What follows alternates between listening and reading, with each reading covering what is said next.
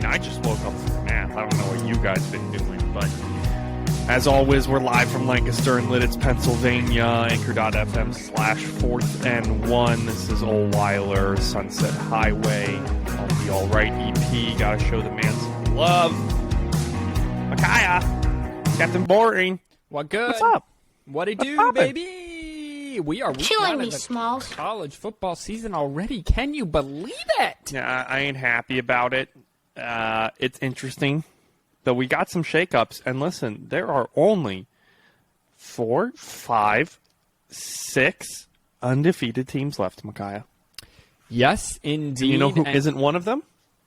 Alabama. Sweet home Alabama. But we covered that last week. However, We did. I said in my preseason that they would be undefeated. You did. I do have the bet for them going over on their wins. Which is what? Over 11? I think it's 10.5. I think I got it at 10. Oh, well, I mean, you still got a good shot to get there. I'm assuming I'm going to get it now. The over/under that I made a bet, it is 10.5. It's 7.5 for UTSA. Looking a little rough.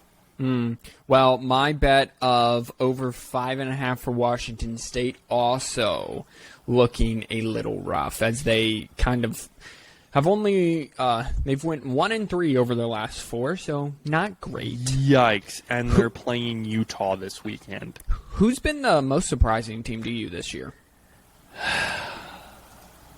That's a great question. I don't know. There's a little bit of Michigan. There's a little bit of, but I take them out because we're fans. So TCU, Oregon are really the big ones for me, honestly. So, Houston, I mean, there's in a bad way. Houston in the bad way. Yeah, right. I'm thinking more positively, Okay, trying to come together. JMU is another one, but again, Yeah. I think they lost again this weekend. Tennessee's got to be in there as well. Tennessee's up there as well. So I mean, there's the surprises. I think Illinois at 6-1, I didn't see coming. Oh, I don't think anyone saw Illinois at 6-1. But I coming. really thought it was going to be another Baylor Oklahoma State year in the Big 12. Yeah, I thought I at least thought that Texas would be up there. The fact that it's Oklahoma State and TCU, more specifically TCU. I know we're just going off on different teams. Texas, being as good as they are, did actually surprise me. I was expecting them to fall flat on their face again. Well, even though they just lost and gave up a 24-7 lead to Oklahoma State. Wait, they lost this weekend? I thought they won this weekend. In the Big 12, it was a day for blown big leads. Kansas State blew an 18-point lead to TCU. Texas blew a big lead to Oklahoma State. And someone else from the Big 12 also blew a rather sizable lead as well. Yeah, it was a... Bro. Yeah. So the Big 12 is back on their no defense BS, as they kind of were known for. Let me see if I can't find who is.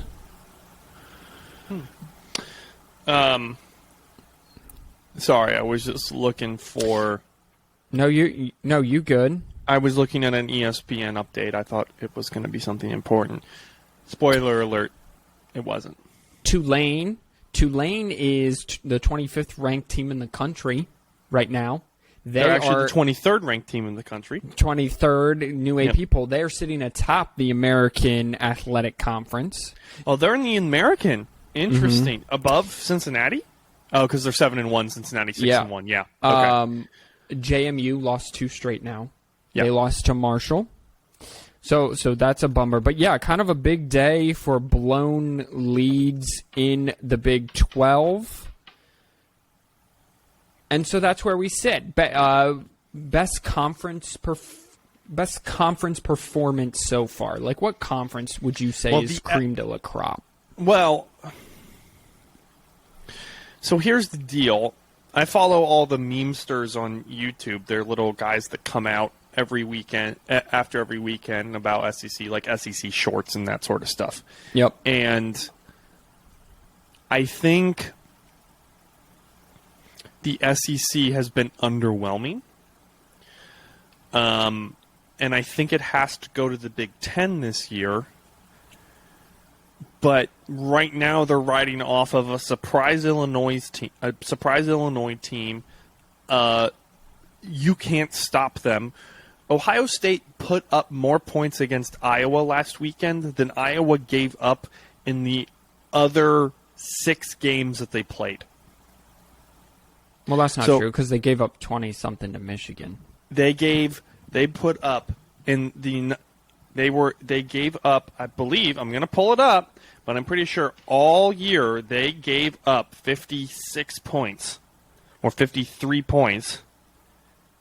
And I do know that Iowa hasn't given up 50-plus points since like 1996 Iowa points or allowed this season versus first 6 games, 59 points. Versus Ohio State, 54 points. Well, then there you go. So Michigan had a decent chunk of that because I think Michigan put up like 31 or something like that on them. So that just kind of goes to show you, it's still hard not to say the SEC because there's so much parity. There's so much more parity. I thought the SEC was going to be top heavy, but up until this week, you had Alabama, Tennessee, Georgia, and Ole Miss. Well, now I think it gets even deeper. Your argument gets even deeper with LSU beating the Ole Miss on Saturday. And their defense kind of got exposed. Their defense has given up points to kind of everyone along the way, but their offense and their running game specifically was just that good. But then LSU under Brian Kelly, something's starting to click with Jaden Daniels coming in from Arizona State. He's starting to use his leg. He's still the team's leading rusher, which kind of perturbs me a little bit and is worrisome. But listen, they get Bama. They get a bye week. Then they get Bama. They only have 1 conference loss. Bama has 1. Right now, the whole West has 1 conference loss. So they can, F around and find out a little bit with Bama. And maybe they beat them. And now you're looking at a shocked LSU team being in Atlanta for the SEC title game. Pac-12's not as bad as I thought it would be. Well, okay, but they are still, because it's still only okay. So UCLA's having a good year, and Oregon. So you replace USC. So okay, hold on. Let me re-say this. So last year was Oregon and Utah. Okay, well Utah came back.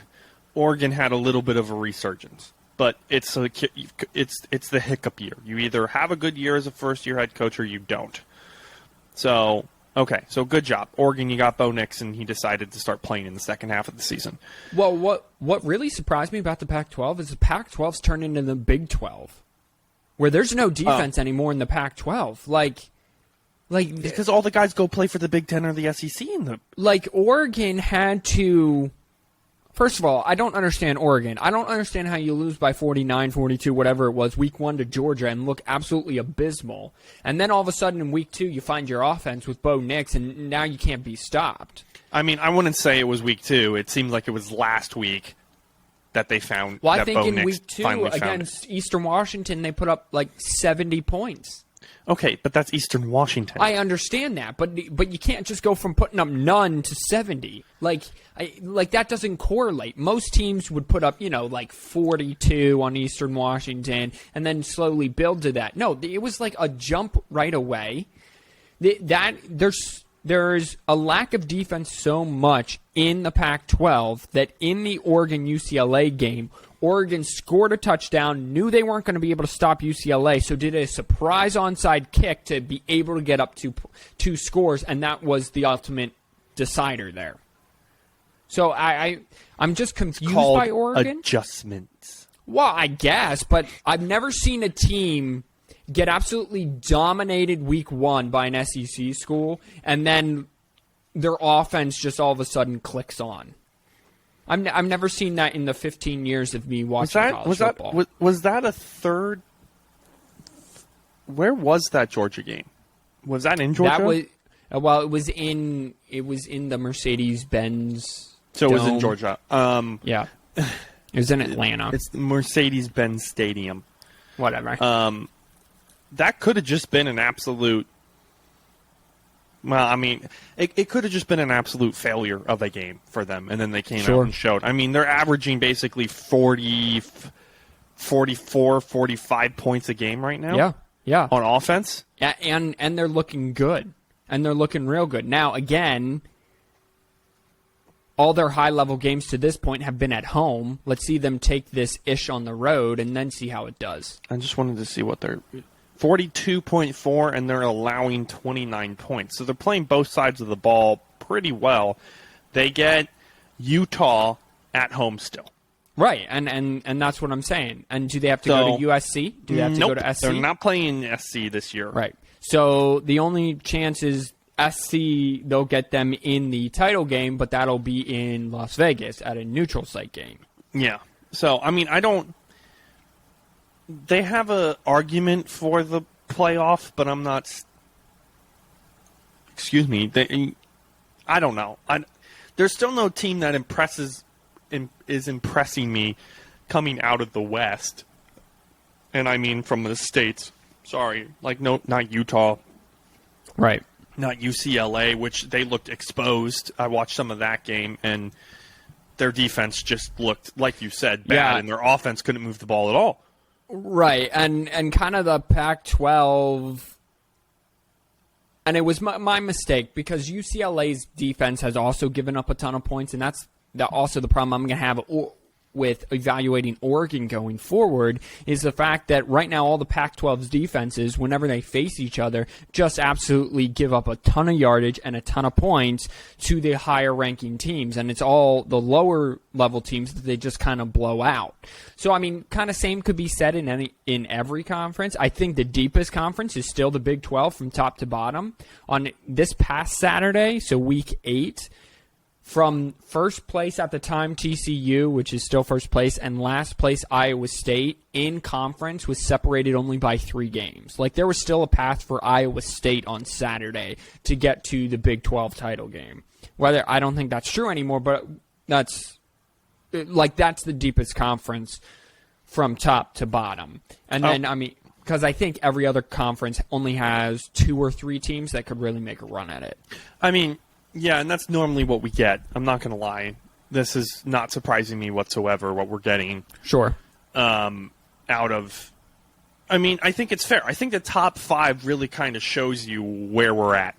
You're going to get 2 teams out of the SEC every year. You're going to get 2 teams out of the Big Ten every year. Maybe a team out of the ACC. And if you're lucky, you'll get a team out of the Big 12 and a team out of the Pac-12. And that's the way it's going to be. And when we have the realignment, it's going to be even worse, where you're going to get 3 teams out of the SEC and 3 teams out of the Big 12. Big 10. Big 10, sorry. Well, I just want to say this. The Clemson-Syracuse game. Yeah. Whew. That was the only good early game. Yeah. Now, Syracuse only won that game by 6. Yeah. Didn't look close in the late third quarter. My question is, that was the first game of ref ball that I've seen most of the year. Where the refs got involved way too much. Way too much. Yeah. And they gave the Clemson. I want to see if I can get the exact yardage. So you go look at that for me, and that's fine. I'm going to disagree. I don't think Clemson's defense kind of dominated the whole game. So Clemson was down like 21-10, I think, at halftime. But Syracuse, DJ Uiagalelei turned the ball over 4 times and then got benched for Cade Klubnik. He came in and kind of led the rally, but he kind of stopped turning the ball over. DJ had a fumble on the 2-yard line that was returned for a score the other way. So really, without that, Syracuse was only scoring 14. Now, the refs did get involved and missed a lot of calls, I feel, on both sides, and then kind of were late in the game favoring the calls for Clemson. But the quarterback situation for Clemson should be being kept an eye on. Dabo Swinney says that DJ is our quarterback moving forward. Even Steph Curry has off nights, and so that he was just having an off day, and he wanted him to reset, and they needed to get back to running the football, not turning the ball over, which is why they brought in Cade Klubnik. That's fine, but what happens if DJ continues to turn the ball over? Because this was DJ's problem last year as well. To this point in this season, he had kind of dominated and really stepped up and was doing what he was supposed to. Clemson, I think, defensively is still the cream of the crop in not only the ACC, but maybe even the country. That defensive line is so deep and so good, especially the line and including the linebackers. So it's going to be hard to beat them. I think that they get into the college football playoff, but we have to keep a close eye on that quarterback situation. 10 penalties for 88 yards. I was looking for that, compared to 6 penalties for 50 yards. I couldn't find it. I had to eventually Google it, which, there it is. Oh, I looked right past. So Syracuse had 10 penalties for 88 yards. And Clemson had 6 penalties for 55, and it should have been 70. It should have been 7 for 70 because they missed a late hit out of bounds. Yeah, and here's the deal: the other one that they called on the late hit out of bounds was ticky tack. Yeah, ticky tack. And at worst, it was borderline. I think I don't want to say at best. I think it was at worst. It was borderline. But the below late hit out of bounds stalled Syracuse. They were on a roll. Now, not, we can play back Monday morning quarterback all night. I mean, it's hard.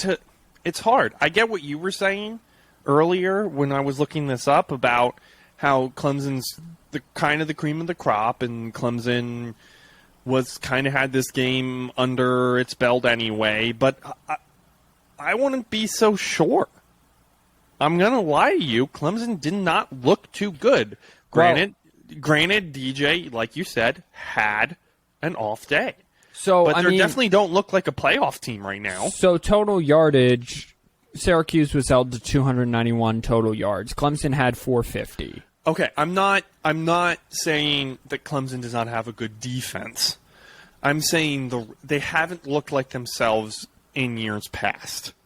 I think what does look different for Clemson than in years past, not the passing game and quarterback play, because Trevor Lawrence was such an elite talent, but the running game definitely is stepping up and becoming better. So I think we have to, and even before Trevor Lawrence, you had Deshaun Watson, then you had Taj Boyd, you had Kelly Bryant in there for a little bit. No matter kind of who they had in there, the passing game, especially with the receivers that they have, were explosive, and they were able to kind of move the ball at will through the air. And they got away from recruiting offensive linemen and really establishing themselves at the line of scrimmage. And so I think that we're kind of seeing that for the first time with Clemson. And so people are expecting DJ to dominate and carry the team, and I just don't think he needs help. He needs more help. He needs a dominant running game to make him most effective. I think that's fair. Did you want to talk about any other games from this past week? I mean, nothing really jumped out at me. Well, I don't know if you saw why Texas lost. Texas had 14 penalties for like 100-some yards. Oklahoma State had 0. I'm getting a call from work, so I got to quick take this if you can just carry the show. Oh, okay. I will do my best. Let's go over to that game, and you guys will learn about it as much as I do. We got to go over here and come over here. For all of you watching online, I'm going to go ahead and share my screen just for kicks and giggles. There we go. All right. So this is the ESPN. We're going to come on down here. Here at 4th and 1, we really believe on, what week was that? That's week 9. Sorry, we want week 8.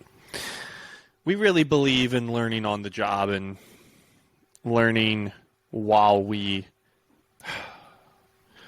sometimes ESPN sucks, learning while we work. All right. And of course it went back too far. ESPN, fix your website. It has the best stuff on it. All right, there we go. Oklahoma State, Texas. Here we go. All righty, we want to go over here to the team stats.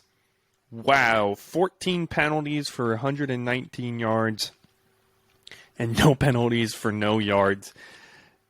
On an 11-point game, Quinn Ewers went 19 for 49 with 2 TDs and 3 INTs. Bijan Robinson went 140 for 1 TD. That's no bueno. That's not what you want to see from a team. They definitely that's more than just an off night, I feel like, for Texas. And I mean, it makes sense, right? This is Sark's what? 3rd year as coach? 2nd year as coach? Now we have to look up Steve. So Steve Sarkisian, he was the head coach since, dear Lord, 2020. So this is his 2nd year, so it kind of makes sense to me that Texas is having a little bit of an off year. It's still better than I was expecting. I feel like it's, to be fair, we were kind of talking, me and Micaiah were kind of talking about that a little bit before, where, you know, who's kind of surprised us. To me, I think Texas can be on that list because they've done so well and because up until this point, Quinn Ewers has played exceptionally as a quarterback. I'm interested to see what they do with Arch Manning coming in next year with how well they're doing. Another thing real quick for those listening, I did not go 1-4 in betting and in picks this week. I went 2-3. Something so annoying is that Nevada and San Diego State only scored 30 points. And I don't know how you do that in football. That probably felt like a high school game to most people watching. If anyone was watching it, because those are like 2 of the worst teams in the league. Yeah. I mean, I think that's Mountain West ball anyway. Like, does anybody listen? I was talking about, I was surprised. I wasn't giving Texas too much crap because they're still one of the teams that surprised me the most with their performance this year and how well Quinn Ewers is playing, minus last week where he threw 3 INTs. Right. Another surprising team to me, just to kind of piggyback off of that, and this is kind of the last thing, Duke is 5-3. And everyone thought Duke would be the worst team in the country. Whoa. So Duke is 5-3, just beat Miami. Miami had 8 turnovers. Yeah, I mean, we go back to this point of Mario Cristobal not being the guy who we thought he was. Well, we touched on that last week. I was more thinking from the perspective of Florida teams not being disciplined. Yeah. Yeah, and I think again, you either have a great year as your first year as a head coach, or you have a crappy year as your first year as a head coach. Right. Excuse me. And for me, I feel like it's Mario Cristobal having a crap year as they sit 3rd to last behind Pittsburgh in the Coastal Conference, with the North Carolina Tar Heels being 6-1. Yeah, right. They are a sneaky 6-1. Their only loss was to... I don't even remember. This is why you have me, so I can pull things up for you. I don't even... It was Notre Dame, right? And now North Carolina's starting to figure out their defense a little bit. Let's not even call it good yet, but it's decent. Their offense is really good. They're quietly 6-1, leading their side of the ACC. So let's see kind of what happened. I mean, that would be a fun matchup, North Carolina-Clemson. Yeah, you got Wake Forest and NC State still left on their schedule, but then you have the perennial powerhouses of Virginia and Georgia Tech that they have to play too. So yes. Who knows? They take on Pitt this week and the 29th. Take the over. That's one of my other bets. Take the over at 64.5. Yo, someone who we haven't seen in a hot second, they beat UNLV. I don't know if that was last week or the week before. Notre Dame. Not doing so hot, huh? Well, they started 0-2, and then they kind of rebounded. I think they're 4-3 now. They are, So, with yeah, a loss to Stanford and then a win to UNLV. So they're not great, but also Marcus Freeman in his first year as head coach, their offensive coordinator was kind of yelling at their quarterback. Their quarterback situation isn't exactly right. So this is kind of, as you were talking about, with kind of first-year coaches going one way or the other. This is kind of the other spectrum where your first-year head coach, you just kind of always are getting traction and you're just treading water and trying to stay put, you know? For sure. And then, or you can go the other way where you bring in new energy and you just kind of dominate the whole 9 yards. It's just taking them a minute. And so I still, at this point in time, I'm still a believer in Marcus Freeman. He's got to win 6 games. He's got to get to a bowl most definitely. And then you just kind of build on that next year. So here are their last 5 games that they're playing. They're at Syracuse this weekend. That's the noon kickoff game. Then they get Clemson at home on NBC. Okay. They get Navy at home, Boston College at home, and then they go to USC to end the year. So on paper, their wins are need to come from Syracuse, and then the 2 teams in between Clemson and USC, Boston College, Navy and Navy. Boston College. Yeah. So he's basically got to win 2 of the last 4, 2 of the last 5 if you're including this weekend. Yeah. So no time like the present. Get on it. Let's go.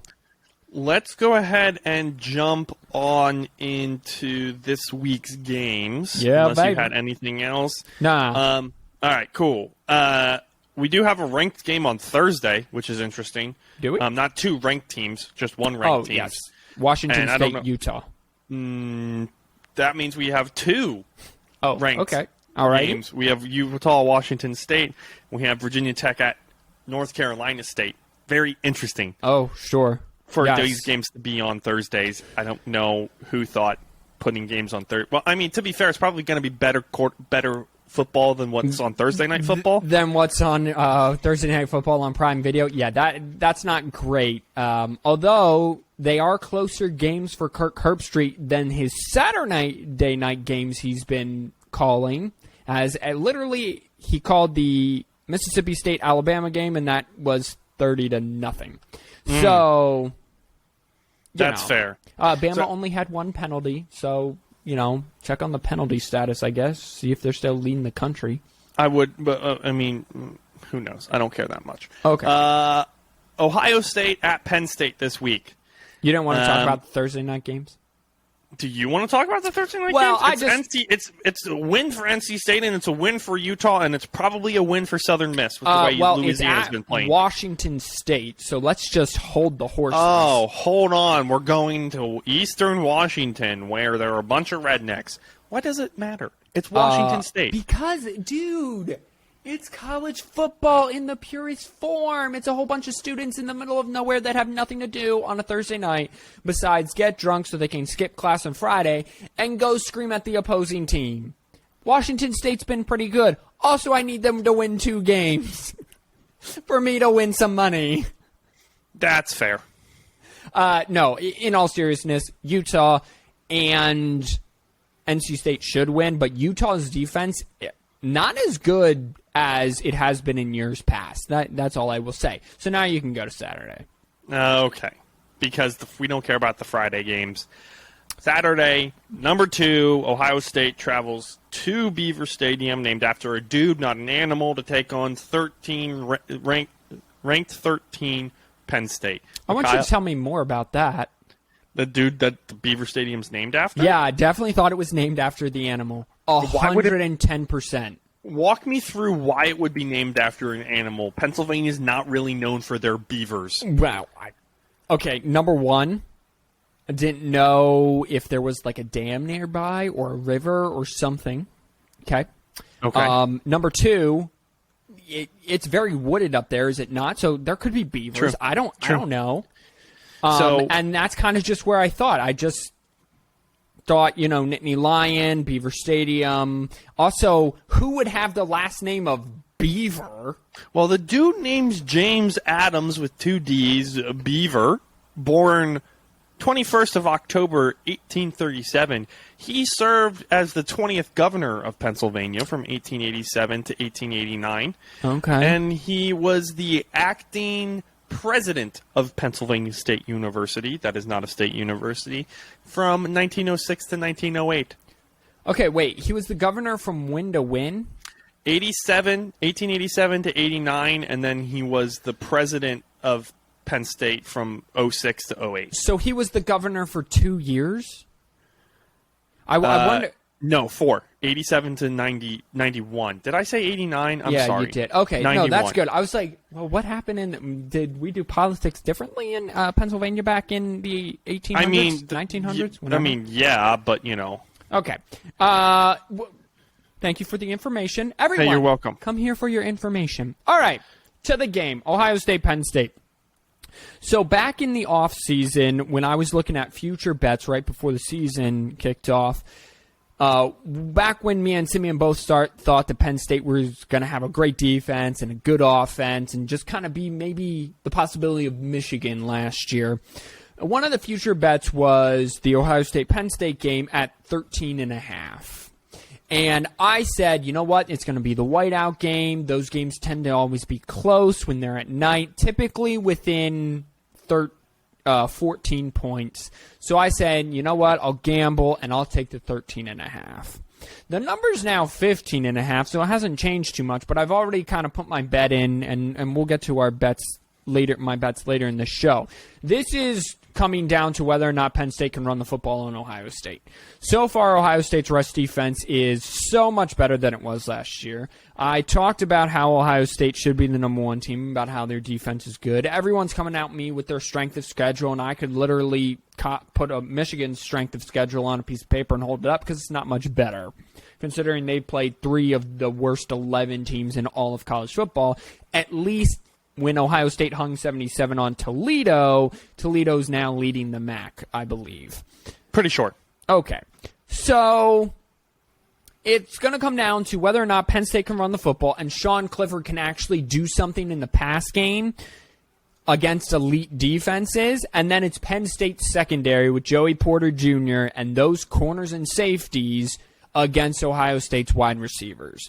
And if you are Penn State, you sit in cover 2 the whole game and you make Penn State march down the field on you and be disciplined and go on 10, 12, 14 play drives and score touchdowns or get field goals. And you try to hold them to field goals, and then you got to run the football to waste the clock a little bit and then score touchdowns. Michigan wrote the blue book, the playbook. There you go. Blueprint. You mix those two together. On how to beat the Buckeyes. It's just whether or not you have the facilities to beat the Buckeyes in this way. Should be an entertaining game. Again, I cannot stress this enough. I am angry it is at noon. I'm angry this is the big noon kickoff. However, in Fox's defense this week, it actually is the biggest game that they have rights to, as we so eloquently stated last week. To be fair, go follow us on Instagram at 4th and 1 Podcast. Yeah, Micaiah's a little bit butthurt about things that happen during the day. He's basically a vampire. I'm not butthurt. Again, you are. We covered this last week, but no, we really now didn't. They have we covered the how game. much of a crotchety old man you are last week. I'm not crotchety. There's tradition that needs to be upheld. Big games belong at nighttime. Big games belong at nighttime. No, they don't need to. No, they do. They don't. It is. It's the pageantry of it.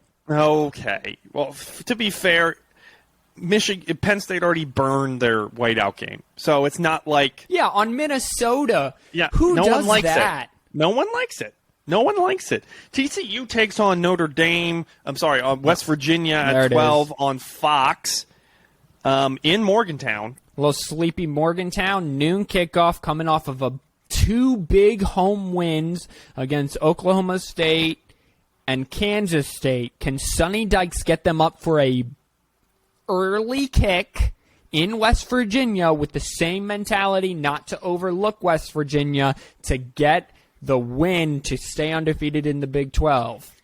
Reminder that West Virginia upset Baylor. Yes. It looks like that was 2 weeks ago now. But they lost to Kansas.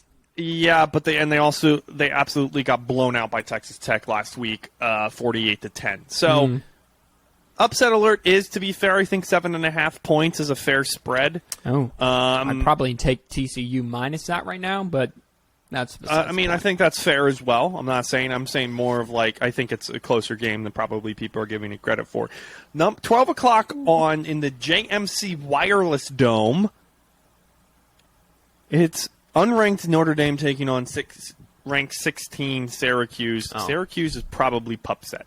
They're probably pretty pissed off if I had to guess. Again, yes, but their offense wasn't exactly good. I mean, we covered this already. Clemson has a good defense. They should be upset. They got some calls that didn't go their way. Probably should have won the game. However, what was working for them early in the game, they just never went back to later in the game.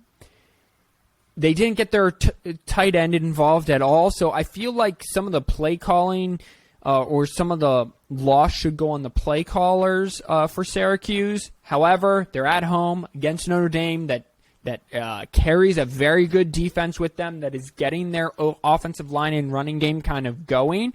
Should be a very intriguing game there up in Syracuse, which is what, Western New York? Is that considered Western New York? I don't even know. It's all upstate to me. Another interesting game at 12. Just go over this real quick. 2 more. Arkansas at Auburn. Auburn's it's the Duke, man. It's the mascot. Auburn's coach is probably going to get fired at the end of this year, but, that's the way that it is.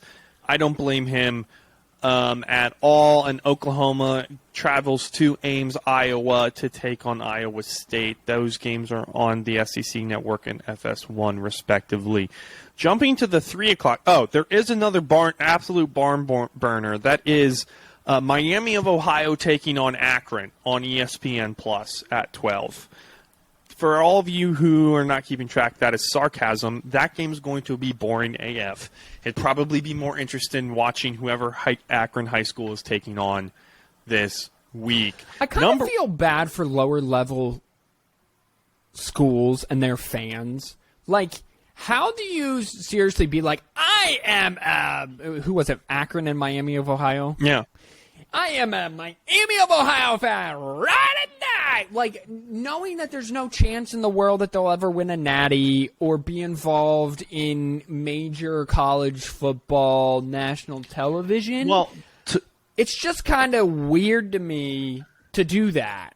To quote my brother from like 5 minutes ago, it's kind of the pageantry of it all. Okay. It's the alumni who go to it, or it's like a community event, or it's a great reason to get drunk on a Saturday and eat some hamburgers. Oh, all right. Well, all of those reasons are accepted. Move on. 3:30 on CBS. It's Florida at Georgia in Jacksonville. Do you know what they call this game? Confusing. Nope. World's largest outdoor cocktail party. Actually, Jacksonville city officials have asked the SEC no longer to call it that because it led to riots and overall drunken and disorderliness after the games. Guys, you're in Jacksonville. That's just every day. That's just every day. However, it is the world's largest outdoor cocktail party. ESPN no longer calls it that. CBS, you won't hear it on that, but that's what this is called. Spreads 21. Very interesting. Coming off a little bit of Georgia's coming off of a bye. Well, really 2 bye weeks because they played Vanderbilt and then got a bye week. So this will be, we'll see if Florida can keep it close. This is a rivalry game. It is in Jacksonville. Never understood that. Make it a home and home. I'm interesting to see why it's played in. I'll see if I can't figure out why it's played in Jacksonville. This is just another step for those of you who are going to watch the game to see whether or not Stetson Bennett can take the steps forward again to be as good to win the national championship, because his defense is not as dominant as it was last year, and so he's going to have to be better in big games. Let's remember that they were losing that national championship game, and before he went 4 for 4 with 2 touchdowns and like 120 yards to finish that game to win the national title for Georgia, he threw a ball out of bounds and gave Bama an extra possession where Bama could have broke the game wide open. So Stetson's got to be better. He's been decent to this point in the season, but he's going to, I think, with the quarterback play at the top and or the running games of some of these teams, i.e. Michigan, Clemson, he's going to have to, their running game's either going to have to be elite or he's going to have to be elite, and they got to figure this out. And Florida's no easy out because of Billy Napier. He's going to get his kids hype and up, and they're never going to quit fighting. And Anthony Richardson can do some special things. You just roll a dice that maybe the luck of the college football gods bounces your way against the number 1 team in the nation. So I had to look it up here. They actually, not only, this is a true rivalry because they both dispute when the rivalry started. Mm-hmm. Florida disputes it because they weren't, University of Florida wasn't a thing until after 1905. I just found that interesting. Oh. The site of the game has been held off campus. This is per Wikipedia page, which is quoting somebody. I'm not sure.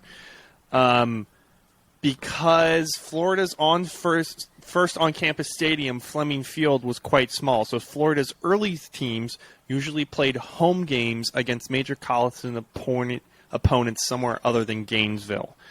It was held 3 times before 1930, Savannah and Tampa as well. And then Georgia, they played Georgia in Athens, besides 1904, which was a neutral site as well. So it started officially in Jacksonville and just stayed there.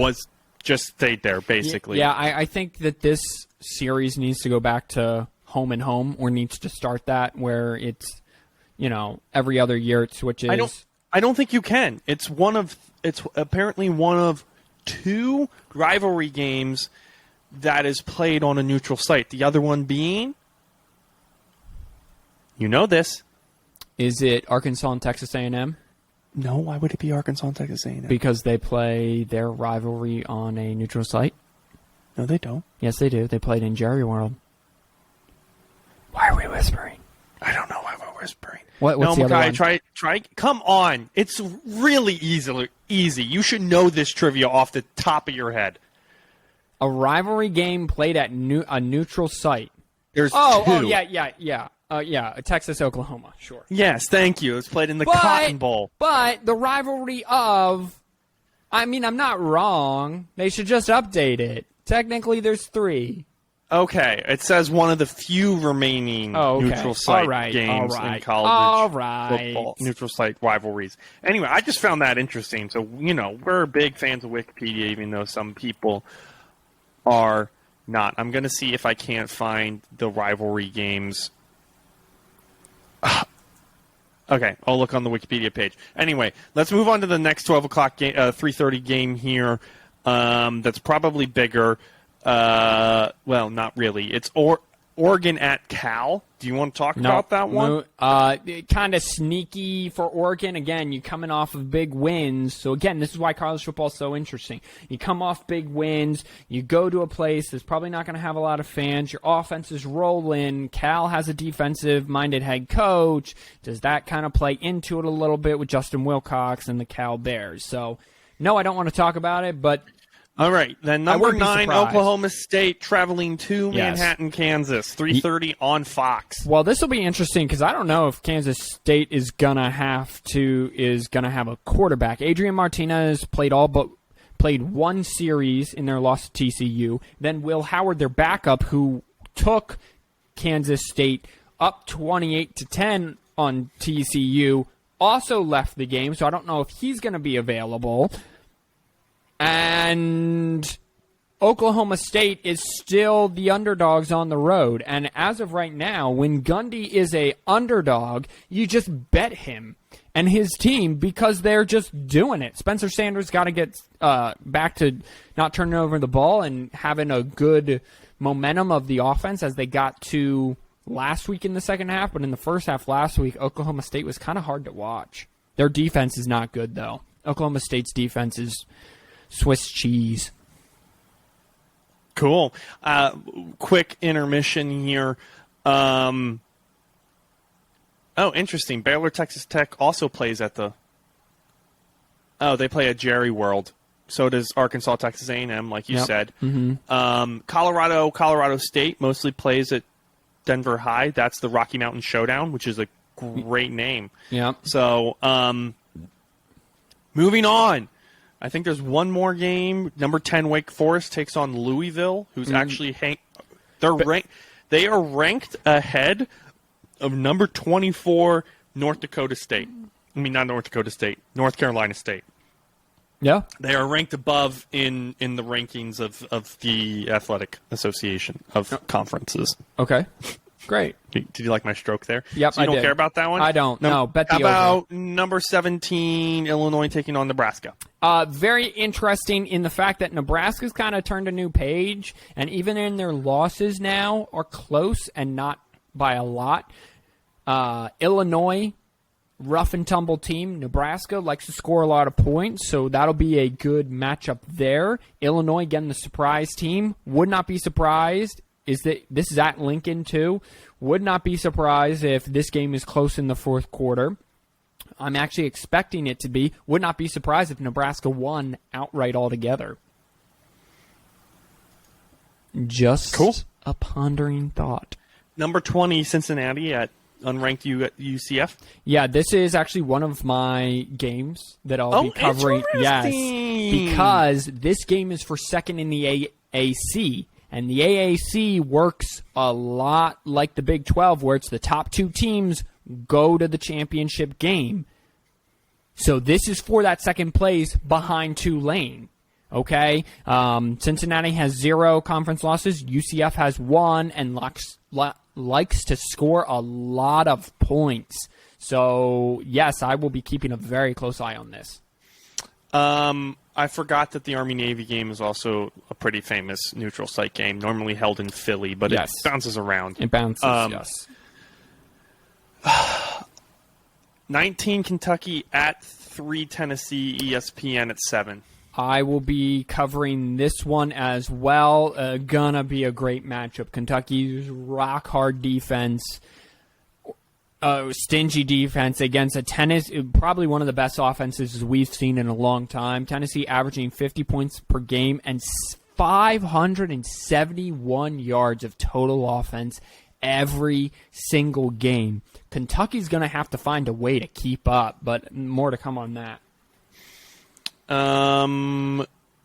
Obviously, we have the Michigan State. That's the Paul Bunyan. Yes. Did I say that right? Yep. Trophy. Yeah, so this is going to be about, does Michigan feel disrespected again? Because clearly whenever they feel disrespected, bad things happen for the opponents. Are they going to come in prepared? Are they going to be patting themselves on the back for Penn State? Mel Tucker is 2-0 against Michigan in his career. Even on that 2020 COVID season where both teams were like 2-5, 2-6, one of the wins for Michigan State was Michigan. Things would change. The narrative would change drastically for Mel Tucker if he beats Michigan. Things would change drastically for Jim Harbaugh in Michigan with a loss to Michigan State. It's at night. People are gonna. It's a blue out, I guess. The people are told to wear blue, so that'll be fun, I guess. I've never seen a Michigan team this focused in back-to-back years. They're 7-0 for the first time since in back-to-back seasons since the 70s. The spread's 22. I wouldn't be surprised if it's more of a 14-point game where Michigan State kind of hangs around in like a rivalry, whatever. Mm-hmm. But this is, if Michigan comes in with the same focus they did against Penn State, and I don't see why they wouldn't, because they've immediately after the game, it's now we're talking about the state championship in Michigan State, then this should be an easy 17-point win for Michigan. Interesting. Sorry, the longest rivalry, continuous rivalry, is actually Lehigh against Lafayette. Oh. First meeting in 1884, continuous since 1897. Nice. So, interesting. Michigan has one of the most longest uninterrupted. But we don't care about that because there's one more interesting game that I want to bring up. There are two kind of more interesting games. 15 Ole Miss against Texas A&M. That's more of a can they bounce back. That's at Kyle Field. And so it should be another tough game for Ole Miss. Exactly as you said. Can Ole Miss bounce back? Texas A&M is backsliding. They just came off of a loss to South Carolina. So both these teams coming off. It's going to be loud. It's going to be rough and rowdy at Kyle Field. So there you go. Can Ole Miss kind of bounce back? Ole Miss last year in the meeting in Oxford just kind of pounded the rock and ran down the throat of Texas A&M. So it should be interesting. And number 21 North Carolina in Chapel Hill taking on Pittsburgh, unranked Pittsburgh. I bring this up because could be an interesting game. Probably won't be. So same deal with later that night, Stanford at UCLA. Yeah. In the Rose Bowl. Again, if you're a true college football junkie, college football fan, and you want to immerse yourself in the sport, these are games where every game has an intriguing storyline that you want to pay attention to. But if you're kind of just looking for the big-time games, these aren't big-time games. UCLA coming off of a loss. Can they bounce back to a Stanford team that just beat Notre Dame? And then your other game that you brought up there, which I forget what it was, it's kind of the same storyline. So UNC Pittsburgh. Oh, yeah, that is Pittsburgh having a disappointing year, but can North Carolina not trip up and overlook Pittsburgh and continue their roll to a possible ACC championship game appearance? Oh, did you know Luke McCaffrey's at Rice now? I did. Didn't know he was at Rice. He is at Rice. Okay. Well, Micaiah, hit us with yours. I got a doctor's appointment I got to get to. Great. So, all right. Let's do this thing. Let's do this. I only have 4 games for everyone this week because... Lame. I even got 5. Well, I pulled 5 out of my asshole and presented them to you. Well, I could have. I mean, I can give you one of my others, but they're like I'm giving you the 5 biggest games, but there aren't 5 big games. There are 4, but not 5. And so, I mean, whatever. I looked at Georgia. Excuses. Anyway, last week I went 4-1, so I am a blazing 26-18. Unlike who? Unlike Fancy Trash Can. Yeah, but hey, I didn't go 1-4. You did. You broke the cycle, so here we go. Number 2, Oh, wow. Number 2, Ohio State going on the road to Happy Valley and taking on number 13 Penn State. Listen, this is going to be, well, hopefully a great game because, again, these big noon kickoffs has this year not been great. This was a matchup about 3 or 4 years ago that was always really close. Again, the matchup you want to look for is the Penn State secondary against the Ohio State wide receivers. In their loss to Michigan, it wasn't the secondary that was the issue. It was the front 7 of Penn State that absolutely got railroaded. But let's not overlook the running backs for Ohio State as they are doing really good things, and Ohio State is committed to running the football this year. The spread is 15.5 for Penn State. At some point in time, Penn State is going to have to step up, be a man, and actually keep one of these big-time games close with an opponent. I think because it's at Happy Valley, the students are going to be loud. It's a loud environment no matter what time of day it is. I think Ohio State finally gets challenged. You take Penn State plus the 15. If Ohio State goes into Penn State and railroads them by 31, we know one of 2 things. The first being Penn State isn't as good as we all thought they were, Simeon. And number 2 is Ohio State is the best team in the country by far. They're just going to run through the rest of the Big Ten. That might mean Michigan. Number 9, Oklahoma State going to number 22, Kansas State. Kansas State, both quarterbacks are injured. Not sure who's going to start, and if they start, are they going to be healthy? Deuce Vaughn and this Kansas State running running attack is really good. He's 5'5". He's fun to watch. Go watch him. But he's going up against a defense that gives up 144 rushing yards per game in Oklahoma State. Oklahoma State scores a lot of points.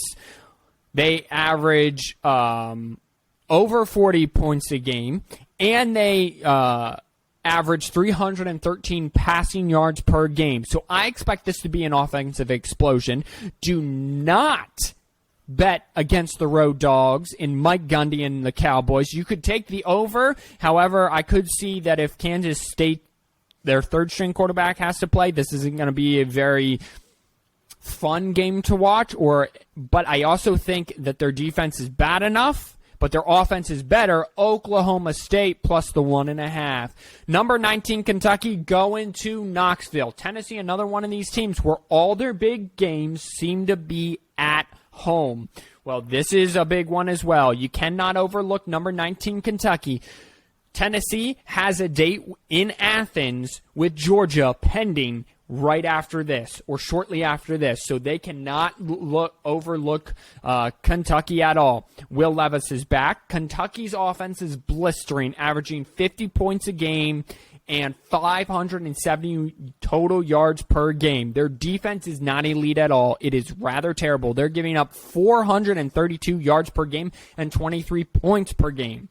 Since Chris Rodriguez, the running back for Kentucky, has gotten back, things have been much more balanced. Will Levis has kind of eased up, and they're starting to look a little better. I wouldn't be surprised if this game is close because Kentucky has a good defense, but I think Tennessee runs away with it late. But you take the over at 63.5 because Tennessee's defense is not great. They just gave up 24 to UT Martin just last week. And then finally, number 20, Cincinnati, going to UCF. This is for second place in the AAC.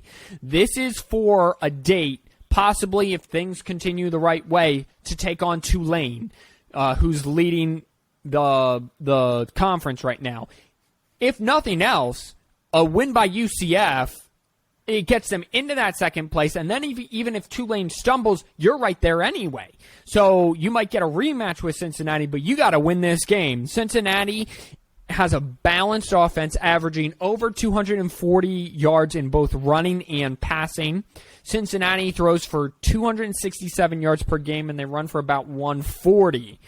Cincy's defense only gives up 120 rushing yards per game, so that's the matchup right there. It's UCF's running game versus Cincinnati's rushing defense. UCF also allows 226 yards passing, so since a team that likes to throw the ball is going up against a secondary that allows teams to throw the ball, and UCF, who likes to run the ball, is going up against a team that doesn't let their opponents run the game.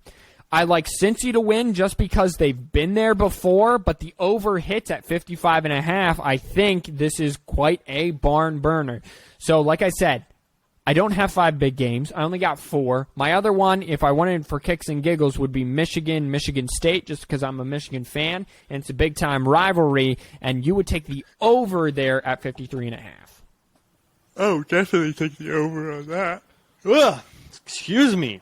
Sleepy. Well, here's the deal. Like I said earlier, I pulled 5 out of my ass. Yes, you did. So, this is just the first one goes to show you. Miami of Ohio against Akron. Spread is 8.5 points. Akron is 1-7. I don't know who they have a win against or how. That's how terrible the Akron Zips are. I'm taking Miami, the Redhawks, minus. Is it minus or plus the points? Minus the points. Minus the points. So yes. It is that.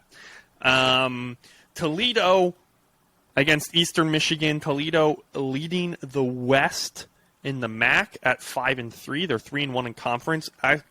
If I was going to say the whole MAC is a disappointing. Sure. Because they're all kind of disappointing. Yeah, well, it's the MAC, so they're just generally disappointing. Well, I mean, normally you get one team is almost undefeated. Well, they but all now have we're going 3 on losses. Now we're going on 4 or 5 years since that's been true, so I'm starting to see a different kind of pattern. Anyway. Not necessarily, but spreads at 7 even. I'm taking Toledo to win the game. If I get 7, I'm taking I'm taking them minus the points because I can. Over/under 55.5. Just an interesting factoid. Probably take the over. Same thing with the over/under at 48. But hey, guys, I went 2-3 last week, and all 3 of my losses I took the over on. So don't listen to me. North Texas against Western Kentucky. Spreads at -10. Western Kentucky throws the ball round, as does North Texas. But let's just say one of these teams' quarterbacks is currently starting the NFL. Former quarterbacks, yes. Oh, yeah, former. Almost 2,500 points, 21 TDs from the starting quarterback, Reed. Don't even care. I'm not going to look up his name for Western Kentucky. Taking them -10. Oh, yes. Wow. I am taking them -10. They are 6-2 against the spread. Oh, there you go. Well, then So it's on your side. Probably going to win by 2 touchdowns is my guess. Rice against Charlotte. Charlotte, again, right down there with Akron. Over/under is 60. I am taking the over because I'm a masochist, and both these teams allow a combined 73 points a game. Charlotte just fired their head coach. Well, they probably shouldn't have a football team. The Southern Miss Golden Eagles against the Louisiana Ragin' Cajuns. It's the Cajuns. It's the Cajuns, our boy Billy Napier's old team. Over/under is 43. No idea why. The spread is 1 point. These teams are very evenly matched in the Fun Belt. I don't see why this is not going to be like a 24-21 sort of game. Okay. To be honest with you. So, I'm taking the over at 43. Again, I don't think it's going to be a 48-48 sort of game, 51-48 sort of game. Sure. But 43 seems a little bit low. If that number's at 45, we have a different story. Okay. So we'll see. I got to put these bets in. I'm going to leave them up on my computer and remember them and then put the bets in. But, Micaiah, I don't got anything else for the people today. Take the under, Northwestern, Iowa, which is 37.5. Both these teams suck at scoring. Iowa's just fun to watch because you can pretty much bet the under when they play crap teams because they don't score on offense, and their defense is good enough to hold opponents below that as well. So I'm interested in what they are against the spread. What Iowa is? They play Northwestern, you said? Yeah. What time is that game? Maybe 3:30. Game. That's this week. Oh, here they are. Okay, hold on. Iowa is either going to be really bad or really good against the spread. Nope, it's neither. They're both 3-4 against the spread. Oh, okay. Yeah. So again, stay away from the spread and just bet the under. At this point, it's comical to me how bad their offense is. Yeah. 100%. I don't know how, with all the other coaches getting fired midway through the season, I don't know how Iowa isn't one of them. Well, we'll find out. They have severely underperformed this year. I mean, if nothing else, the head coach needs to fire their offense. Who's his son? Needs to fire the offensive coordinator at the end of the year. That's fair. I'd just fire them both and move on. So anyway, you guys know that's been the 4th and 1 podcast. Anchor.fm/4th and 1. Thank you guys all, and we'll see you again next week. Wash your hands, you filthy animals. Enjoy your college football Saturday.